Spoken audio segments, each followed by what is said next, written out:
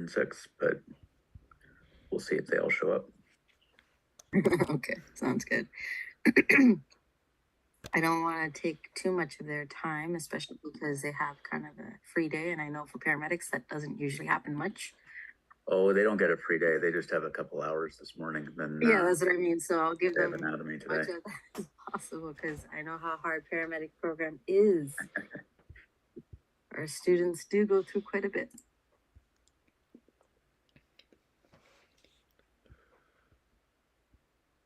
No days off. That's right. No rest for the wicked. No, especially the way you guys run them ragged. That's right. But it's good. It's good, right? Good morning, but you said 2? I did? No. This is owner. Okay. Someone needs to have their morning coffee. It's not good. All right, so I'm just gonna start now. I do have a presentation. I can provide that to you as a copy for the students, Mike, and then you can post it wherever that you would like them to have access to. I was gonna have this more of a, because I didn't know how many students were gonna attend. I was just gonna have this as an opportunity for any students that had questions. But because I do know most of you, I did meet with you earlier in the semester when I kind of came running up the stairs and was out of breath, but that's besides the point. So before I start, does everybody know when their deadline date is? Let's see if you can all message in the group chat. Don't all jump out at once. Yeah. Yes, November 17th. And has everyone started the process for getting cleared? I don't want there to be radio silence now. Nah. Well, you guys are paramedics. You guys are usually very good at it. Awesome. Okay. So I will start off with the current presentation and then we'll go from there. But again, I'll go very quickly so that give you guys more of an opportunity to ask questions more than anything, because I know that's what this opportunity is. I just want to preface it with, if you have a medical question, meaning that you have something regarding your immunization or something specific to you, please don't ask in this group setting. It's to protect your privacy and confidentiality, and we want you to kind of tell, oh, so-and-so that I have this particular issue, so therefore this is what's happening with me. So again, to make sure that your privacy is protected, please do not ask in the group chat, okay? Yes, please email me directly, and my email address, and everyone should know, hopefully remember this, is placementrequirements@centennialcollege.ca. If you do not know that yet, please make sure you write that down and go from there. I will again put it in the group chat as well. I think there's one more student. All right. Yes, thank you so much, Mike. No problem. There was we don't have to address it now. I'm sure you'll be coming to it. There was a question about what happens if you don't get the police check back in time. So yes. Sure, we circle back to that. We will definitely circle back to that. Okay, so as you all said, November 17th is your deadline to get cleared. If, for example, and I'll start off with your police check, you should have already applied for your police check. If you live in the Toronto area, it has officially moved to online services. So they're saying that it should take 2 to 4 weeks, depending on volume. It might be more now. So because there is a high volume, there's just 2,000 students within our department alone, let alone Humber, Durham, TMU, York, all those schools are trying to get cleared at the same time from the same resources as you for the winter 2024 semester. So if you have applied for a police check and you are afraid that it won't come in time, keep as much records as possible. Tell us when you applied, have dates of that information, keep as much records so that you can prove your case. If come close to your deadline date, you can't get that documentation, okay? So your deadline date is November 17th, 2024. my email address is placementrequirements@centennialcollege.ca. Now, I do know several of you have already reached out to me. Please note that there's one of me and thousands of you, so I do try to respond to you within 1 to 2 business days. If you do send me an email on a weekend, do not expect a response till the weekdays. But again, depending on volume, it might be longer than that. Okay. Now, when it comes to your oh, sorry, no, 2023. Yep, I will change that date. But if any of your documents, all your documents, whether it's medical or non-medical, must be valid till April 19th, 2024. That is your last day of winter 2024 placement. If anything expires before then you will not be cleared for placement. Okay. These are very date dependent and we cannot send you if it's not all good to go. This form should look familiar. You should have all received it in your welcome package. If you have not, please reach out to me at placementrequirements@centennialcollege.ca, and I'm more than happy to assist you there. These are your immunization information. Now, I know a lot of students have medical questions. If you do so, please reach out to me at placementrequirements@centennialcollege.ca, and I will try my best to assist you. I am not the Synergy Gateway nurse, so I will not be able to give you too much in-depth information because of privacy and confidentiality, but I will do my best to steer you in the right direction, okay? So these are the immunizations: TB, MMR, measles, varicella, tetanus, polio, Hep B, pertussis, blood work, flu, and COVID vaccinations. Okay. Now, first things first, if you haven't done this already, please go to your family doctor or a walk-in clinic as soon as possible. After you've gone through the form with a fine-tooth comb, make sure you take the tip sheet that was also provided, like instructions for your healthcare provider, so that they can refer to that as well in terms of how to fill out the form. Okay, make sure you request for a photocopy of your blood work because, as per regular protocols, doctors do not give blood works to their patients. So, this is an extra step that you will need to request from your physician or healthcare provider. For TB, make sure that you have documented proof of your 2-step for TB. If you don't have any proof, then you'll have to restart the process. If you do have proof of your initial 2 steps and you were identified as negative to TB, then you'll need to provide us an annual TB step as well. Students who receive the BCG vaccination or whom are currently pregnant, that does not exempt you from TB. And make sure you plan accordingly because the TB test needs to be done before or 4 weeks after any live vaccines. Okay. So this is where planning out everything is very important. If you're identified as positive for TB, you'll stop after the first step and you will need to get a physical copy of your chest x-ray. No CDs and no x-ray films will be accepted. So they usually will provide you a paper copy of your chest x-ray results.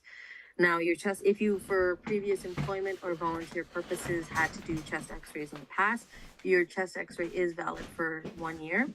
But if it expires even 7 weeks prior to the end of your placement, so if it expires 7 weeks before April 19th, then you will need to get that renewed. All right. And you will also need your doctor to provide the following: the results of your TB test results for positive results, your chest x-ray, any treatments that you have started, and a doctor's note explaining that you are clear of any signs or symptoms of TB.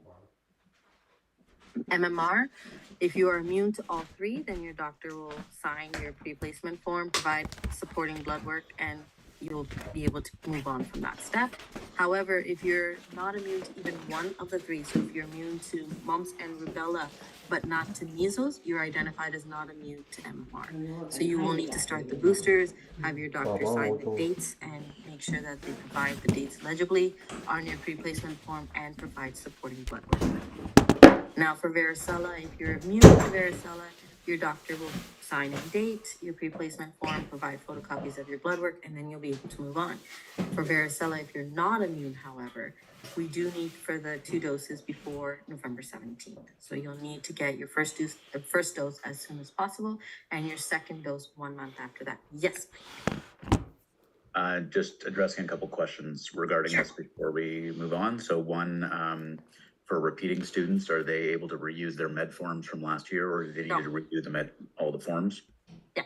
So because we will be moving from Paramed to Synergy, Synergy cannot use Paramed's medical forms. So you will need to have your doctor refill out the forms for synergies. So what you can do is take that with you to your doctor, take your old paramed forms and have them review your new forms, and maybe they'll be able to just transcribe that information. Perfect. Okay. Do they, you might have addressed this, I was looking at something else, do Do we need more proof of TB test than just sign up on the form? If you, again, depending on what your situation is, if you're negative, then we just require the dates on your pre-placement form. If you're positive for TB, then we'll need a chest x-ray and a doctor's note and a bit more detailed than a negative result. If you've done your TB test a couple of years ago, and again, if you have proof of those dates, then your doctor will sign off on that form and provide those dates from previously, and you'll need to get an updated result of this year as well. Okay. Like that was it for now. Okay. So for varicella, we will need you to get the first 2 doses, and one is as soon as possible, and then one is 1 month after. Keep in mind, as I mentioned, doctors' appointments go very quickly, and again, there are several students going to the same individuals as you. So vaccinations may not be available, nor will appointments be available. So you'll definitely want to reach out to your doctors and make sure that if you fall under that situation, you get it done as quickly as possible.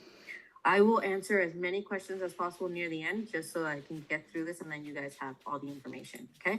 Just follow along with this presentation. I will be providing Mr. Thomas a PDF copy of this so that you can review it with a fine-tooth comb.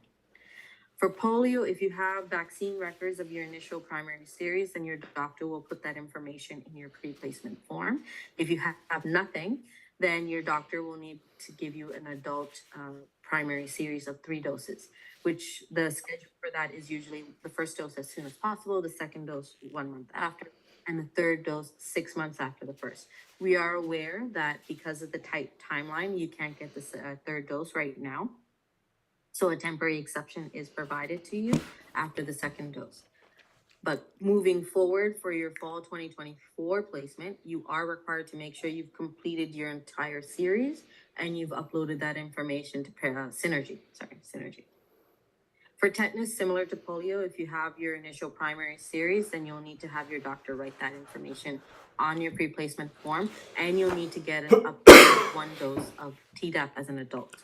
If you have no records, or if you've never received tetanus or Tdap before, you'll need to start the adult 3 series. And again, you'll be given a temporary exception after your second dose. Hep B is a bit longer. You will need to get a blood test. You will need to provide photocopies of your blood work, and you will need to have documentation of completing the primary series. If you don't have any primary series results, or if you don't have records of that information, then you'll need to start the process as soon as possible. And you will need to get the first 2 doses as soon as possible, and then the third dose 6 months after the first. Then after the third dose, you'll need to get updated blood work 30 days later, and you will be able to identify if you're immune to Hep B or not. If you're still identified as not immune to Hep B, you'll keep going to the 4th dose, updated and if you're still not immune, you'll keep going to the 6th. After the 6th dose, if you're still not identified as immune to Hep B, then you'll need to get your doctor's note saying that you're just a non-responder to hepatitis B. For testis, all students must provide proof of an adult dose for Tdap on or after their 18th birthday. How many students do we have here that are not 18? Is there anyone that's not 18? Okay, that's good. Because if you're not 18, there's a few other situations that will come up. Say that's going to affect the police checks too. Yeah, yeah. So hopefully, if you are not 18, please reach out to me as soon as possible and make sure you include Mr. Thomas in that email. So if you just turned 18, that's great. You do not fall under that. Yay, we must have missed the invitation to the birthday party. I know, right? No cake. Next time, Halima, next time. Now, so for blood work, it does take 2 to 4 weeks. Life Labs is one of the most common places that students are referred to go to, and their appointments do go very quickly. And while they're processing blood works, it will provide a delay in your blood work. Okay. Now, blood work, usually what I recommend when you go to your physician is just ask for blood work for everything. Because by getting that, you and your doctor will be able to identify what you have immunity for. If you have blood work from previous histories, our bodies do change every so often, and what we initially were immune to, we may not be immune to anymore. So just to get a better snapshot of what your current immunity status is right now, you are just better off asking for a blood work for everything. Okay. Now, is there an exemption for hepatitis third dose? Yes. So right now you do need to get the first 2 doses, and then we'll give you a temporary exception until it's time for your third dose. The vaccine is a mandatory requirement. Keep in mind, personal or religious reasons will not exempt you from the flu vaccination. You will need to provide an actual physical doctor's note explaining what your medical history is. Do not go to your doctor and get a doctor's note saying, I don't want to get it. That's not a medical reason, that's a personal reason. All right. You can go to your family doctor or walk-in clinic or even any pharmacies, so such as Shoppers or Rexall. They will give you a doctor's note or a full piece of paper having your name, the date you got the vaccination, and also what type of vaccine that you received, and you can provide that to Synergy. The COVID vaccination is also mandatory. No personal or religious reasons will exempt you from the COVID vaccine. So please make sure that hopefully all of you already started the process and have history of COVID vaccines. If not, you're starting the process now, because unless you're getting Johnson & Johnson, which is only 1 dose is required, every other dose, so Moderna and Pfizer, you do need 2 doses, and that would be 1 month apart. And that's if you can find a spot, especially with the potential COVID outbreak right now. Okay? Non-medical, yes, there is a COVID booster. Now, Mike, I'm not sure, can you, some placement, like, I know for nursing, some placement sites prefer students having COVID, the 3rd booster, some don't. I'm not sure about the paramedics. So I believe that generally in healthcare, so this is the thing about vaccines that are considered optional in some places like COVID or flu, influenza. That doesn't really apply to healthcare because we're at high risk and we're with vulnerable people. So this is where, as Kiru was saying, the personal or religious exemptions don't apply. You have that personal freedom. That does not mean you have the right to spread it to vulnerable people. So you want to work in healthcare, this is the deal. And that's where the placement sites will make this requirement, same as for all their staff. So some of it's coming up in the chat. Generally, so Kaylee's correct. It is generally 3 doses. So the full 2 plus at least 1 booster. Obviously, it's recommended that you get all the boosters. So assuming that you were all vaccinated when it first became available, you should be on number 4 or 5 by now. But typically the minimum is 3. So if you've got your 2 to be considered fully vaccinated, it's generally the 2 plus at least 1 booster. And for records of where you can get your COVID vaccine, if you go on the Ontario website, they will actually be able to provide you, if you provide them your health card number that was associated when you were getting your COVID vaccine, you will be able to go in and get your information of when you got it with your name on it, what type of vaccine it was, and provide that to Synergy as proof. Okay?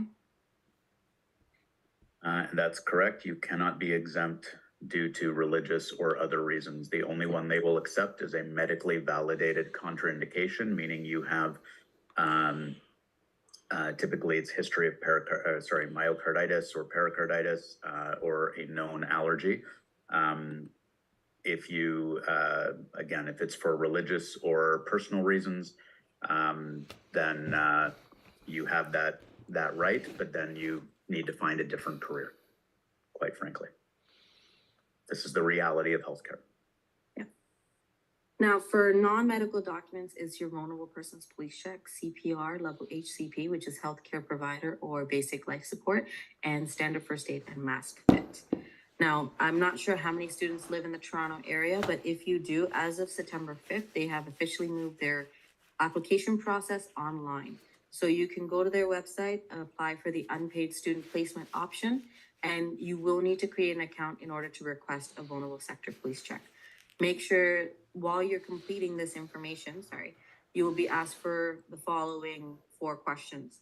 Now, if you reach out to placement requirements, I can provide that information to you, but I will also be providing that to Mr. Thomas as well, so that you guys can use that as a referral. Because it is online, payment can be made with Visa, Visa Debit, MasterCard, and if you have it, American Express. It depends on the region that you live. Thank you, Kaylee. Now, the process for Toronto Police used to be 6 to 8 weeks or more, but now they're saying it's 2 to 4 weeks or more, dependent on volume. So apply now and go from there. Now, vulnerable sector police checks are valid for 1 year. However, I cannot state this enough. However, because of the agreements that we have with placement agencies, you have to renew your police check every 6 months prior to the start of your placement. So for winter 2024, your current police check, if you're already started the process, it will be okay, it will be valid, and it will be good to go. But for fall 2024, you will need to apply for a police check 6 months prior to the start of the placement date. So your placement will start in September. You should apply after March 1st. Will Synergy give us a conditional clearance if valid and needed, or do we need to reach out to Synergy on top of submitting Synergy form?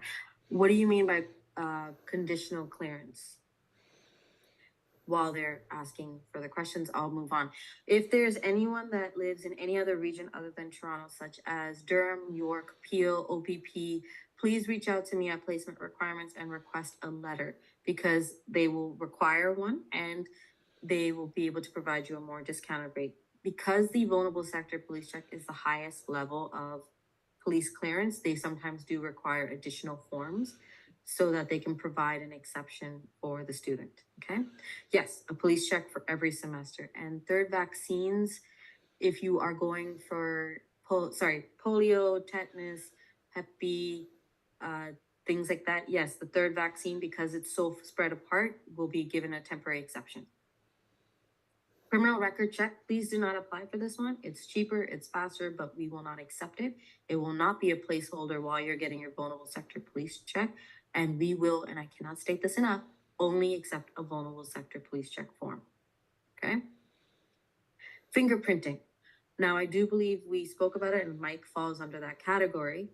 If you receive, and it's a big if you receive a letter from the police department explaining that you are required to do fingerprinting, what that means is all you have is you share the same date of birth and same gender as someone that has a conviction or charge. You will need to be doing fingerprinting to rule you out as a suspect, okay? Or as the person of interest.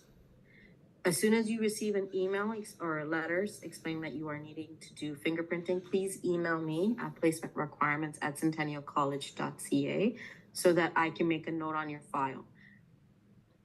The reason being that that's really important is the fingerprinting process alone takes 14 to 120 additional days to process on top of the regular processing times for your police check. Fingerprinting results, similar to criminal record checks, will not be used as a placeholder or a substitute for your vulnerable sector police check. So if you don't tell me that you've been requested to do fingerprinting, I will just assume that you didn't get cleared on time, and I will tell Mr. Thomas that you didn't get cleared on time, meaning there will be no placement for you. If you do find out that you do have a charge or a conviction, you will need to get that removed from your records. That process usually takes about 5 years, and you will need to discuss your options with your success advisor to see what you can do next. Now, CPR, if you've done it previously for employment or volunteer reasons, keep in mind, regardless of what it says on your certification card, as a Centennial College student, you're required to renew your CPR every year, okay? So if you received CPR certification September 18th of last year, as of September 18th this year, it has expired. So again, you'll need to renew it. If you've done CPR in the past, meaning you've done CPR level HCP or BLS, you can do a renewal. Okay? All right. Now, for standard first aid, if you've done it for employment or volunteer purposes, that is valid for 3 years from the date of issue. So make sure you are aware of that date of when you got it issued, and maybe it will be applicable for your winter 2024 placement. If you've never done CPR before or standard first aid before, then just make sure that there are combined courses available for you where you can do it over the course of a weekend. CPR and standard first aid, just make sure you check the right one. All right.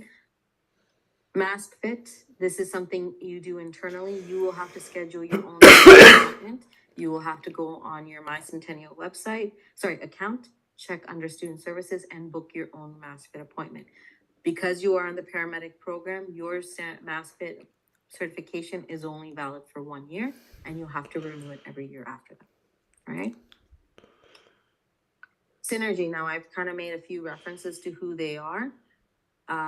They are the third-party company as to who will provide you clearance. They are the ones that will review your medical and non-medical documents. I am not Synergy. I cannot review it, nor can Mr. Thomas, because of your personal and confidential reasons. We are not allowed to know your medical history. We're not allowed to know your non-medical history, and we cannot look at your documentations prior. So if you have any questions or concerns, I can definitely help guide you, but I cannot see any of your documents. Definitely your medical documents, okay? Now, Synergy, I know that many of you are wondering where your information is, or login information. They will reach out to you within the upcoming weeks with your login information and your website account information. Please, once you create your account, go through your verified account and navigate it and go through all the frequently asked questions or videos or any booklets that they might have so that you're familiar with the process, okay? They will reach out to you to your MyCentennial email so that they can tell you what your information is. I do not send that information out to you, but I do know that they will be sending it out in the upcoming weeks, all right? Make sure that you get into the habit of checking your MyCentennial email. It will be through, that's where I'll communicate any information I have, and that's where Synergy will get in contact with you. Check your spam folder as well, and again, get into the habit of checking your MyCentennial email. You not checking your email is not an excuse for you not getting cleared, all right? Now, this is, again, information that has already been provided to you, but say that you've booked your appointment for November 10th. Make sure all your documentation for Synergy to review is in your account, uploaded electronically before 9 a.m. on November 10th. You do not need to be physically present. What you will do is you'll submit all your documentation onto your verified account, and then a Synergy nurse will review your information and identify if you're cleared or not cleared for placement. Because they are third party, there is cost associated with them. For initial review, it's $50.50 plus tax. Any missed appointments is $50.50 plus tax. And any follow-up, meaning if, for example, they identify that you have any outstanding documents, it is $10 plus tax, okay?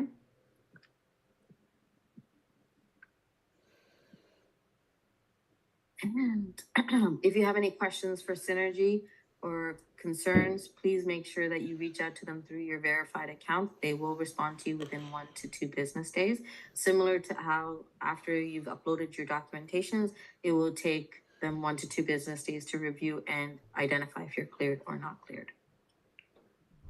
If you, after submitting your documentations to Synergy, they say that you're not cleared, but you believe you should be, this is how you communicate with them. Make sure you reach out to them through your verified account, explain to them, I believe I should be cleared. Can you tell me what's outstanding? And then go from there, all right?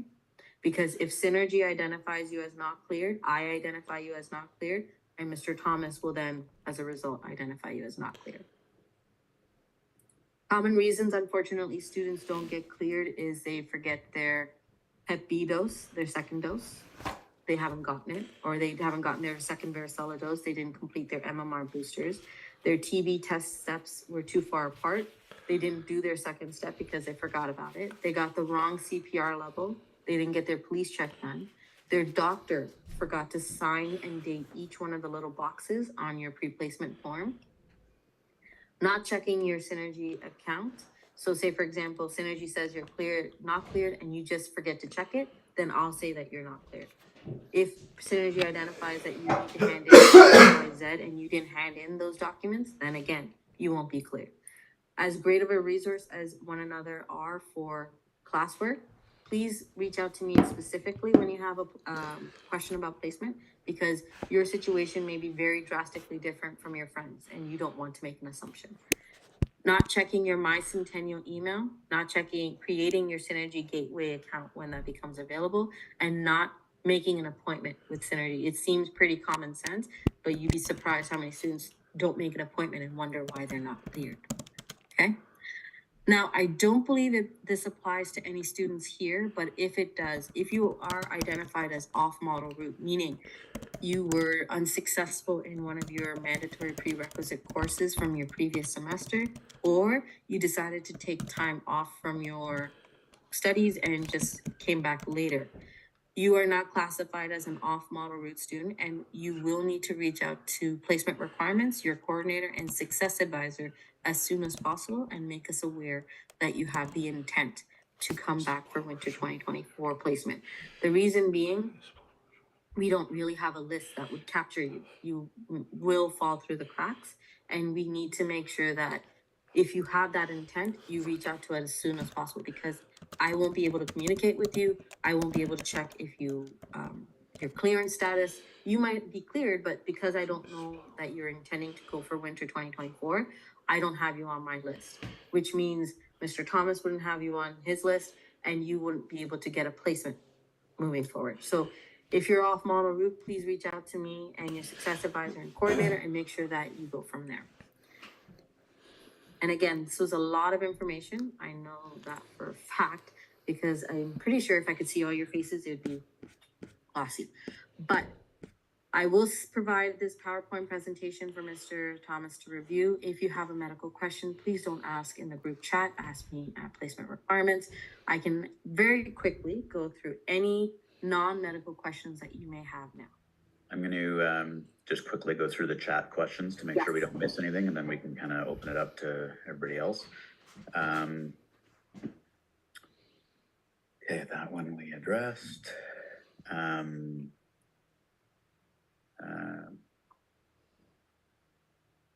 Do we need more proof of the TB test than just sign off on the forms? So your doctor will provide information of the dates. So if you have those two dates, like for example, if you've done TB in the past and you were classified as negative and you have those initial 2 steps, then you'll need to get an annual 1-step negative every year. That's something that you will need to get updated. If all that information is included in your pre-placement form, then that should be sufficient. If you were previously identified as positive for TB, then you would need a chest x-ray that's valid and a doctor's note explaining if your if you're free of any signs and symptoms of TB, and also those informations of what those test results were needs to be provided to us as well in your pre-placement form. So again, it depends on if you were identified as negative or positive for TB, and then we can kind of figure out what information you'll need to provide. Excellent. That was Tim's question. I think you also answered Jordan's question.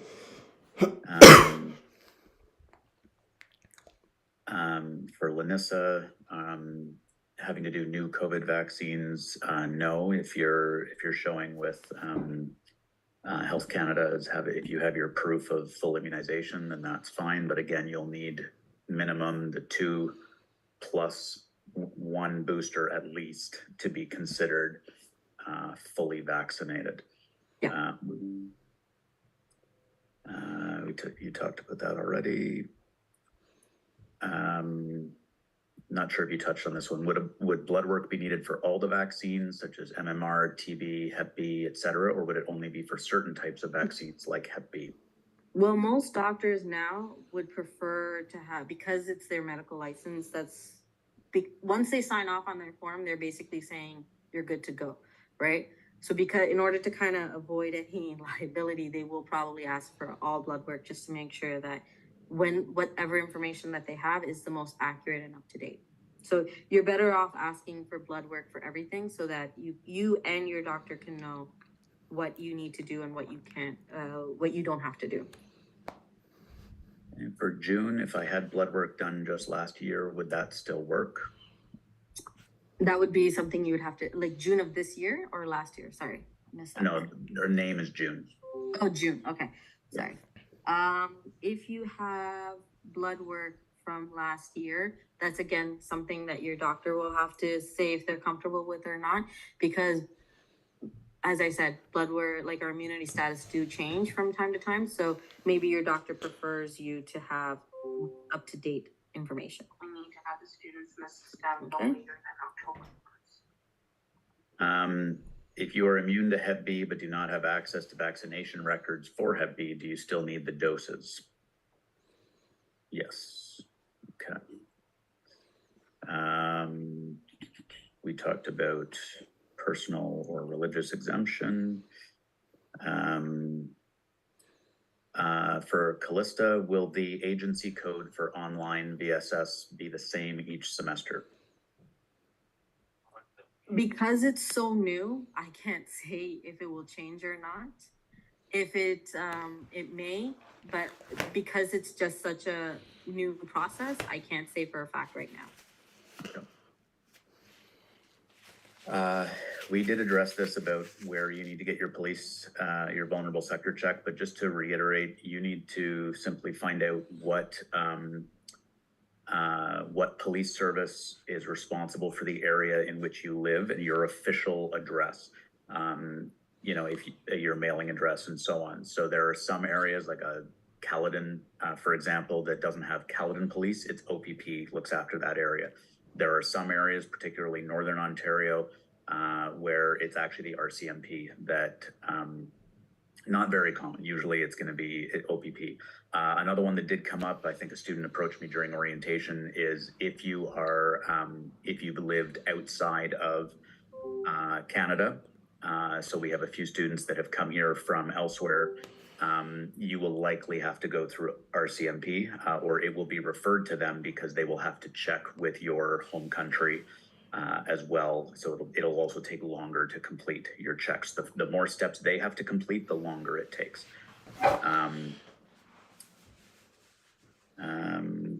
For Dante, will Synergy give us conditional clearance if valid and needed, or do we have to reach out to Synergy on top of submitting the Synergy form? For Synergy, when it comes to the exceptions that they'll give you is usually after your 2 steps. Like once you get the first 2 doses of whatever needs a 3-dose series, a temporary exception will be given. Now that's how they will be able to identify it. Now, if you have a specific medical reason as to why you need to delay it further, then you need to provide supporting documentation so that Synergy has the proper idea of what's going on, like the full picture of what's going on, right?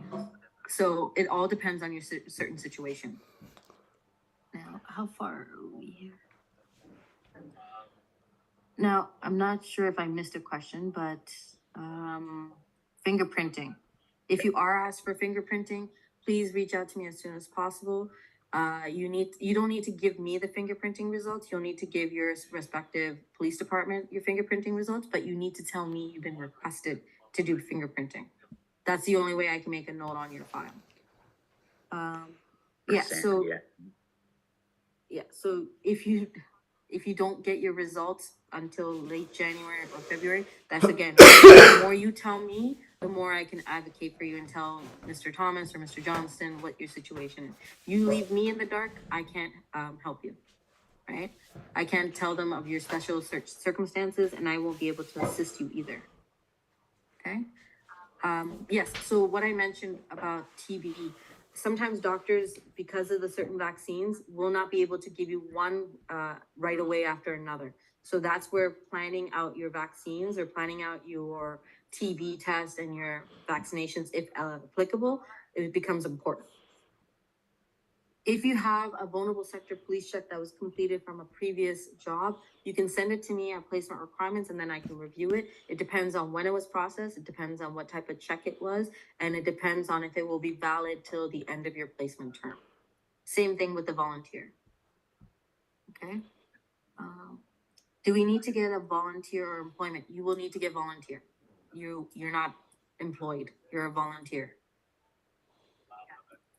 And the next one is actually saying OPP website says that college placements don't qualify for volunteer. Yeah, purposes. they need an extra letter, and we need to be very specific as to what you do. We've had a few students under that situation. So that's where it's important if you reach out to me, and then I'll be able to give you a accompanying letter for that. The process, we log into Synergy, upload the forms all at once, and some requirements are exempt of needing submission. Yes. So the reason why we tell students to apply, submit everything at once, it avoids you having to pay more than once. So it's to kind of save you money, but just because you submit everything at once and you think you should be cleared doesn't necessarily mean you will be cleared, right? You think you've submitted everything, but Synergy might say otherwise. Third COVID shot you can get wherever the COVID shot is being offered. You will receive your Synergy login information through Synergy themselves. They will send it to you or my Centennial email within the upcoming weeks. There was one question we missed. The VSS about unstudent. Yeah, so for Toronto, you would be classified as an unpaid student placement. There was a question a little ways back. What is considered documented proof for the vaccines? Is this something I directly get from my doctor through the form itself or through public health? When it depends on the vaccine. Some students who have gone through the Ontario health system, you would have a yellow immunization card that you can provide to your doctor to review or use as a reference. But if you have no medical history of getting certain vaccines, then you will have to start from ground zero and start from there. But for documentations, usually your doctor will use something or have something on file that they can transcribe onto your pre-placement form. If you have no medical history of that, then you'll start it brand new with them, starting now. Is there what's the deadline on influenza? Because I know sometimes yes, like so that's usually the only one that they'll waive temporarily. Yes, so the influenza usually is released late October, early November, but I believe that there's been a recent news report saying that because they're anticipating a flu outbreak, that they might be releasing it late September. So keep an eye out for that. And usually most of these locations like pharmacies, like Shoppers or Rexall, will take appointments. So if you see that they are starting to release it, make an appointment as soon as possible and get that done. The package stated one varicella vaccine and blood work indicating. Again, it depends on how quickly you can get the vaccine, but we do need you to get the 2 doses before you go ahead and start. But you can, if it's available, then you can go from there. Flu vaccine is not exempt from lateness. Yes, try to get that as soon as possible. You can submit that as a yellow card as a proof of documentation for Synergy as well, if you would like to. You don't have to, but if you want to, you can. I'll give you guys an example because this question will come up next year. When you are going into your semester 3 clinical and field placements, your documentation is due in July as opposed to November. And obviously the flu shots are not even available yet. So you will get provisionally cleared with the understanding that once the flu shot is available, you will get it. And if you fail to get it, you will be removed from placement. So try and get it as early as you can when it becomes available in the fall. And for the purpose of how it works, the sooner you get it, the more of the influenza season you'll actually be protected for. So that's a whole other thing. But you definitely typically by December is kind of when it rolls out. So when you're starting your placement in January, if you haven't updated with your influenza, you'll be removed from placement. It's just because again, you more than most of our other students from health and wellness will be in contact with the vulnerable population. So we don't want you at risk, and we don't want you putting them at risk. Right? Again, I recommend that you get blood work for everything so you have a better jumping starting point for both you and your doctor to identify what you need to do. For CPR, you need either healthcare provider or BLS, which is basic life support. Either one is interchangeable. Do not get any of the other levels. It's either HCP or BLS. Not level And- C. Yeah, and emergency first aid, Emergency will not be sufficient, has to be standard first aid. Yeah.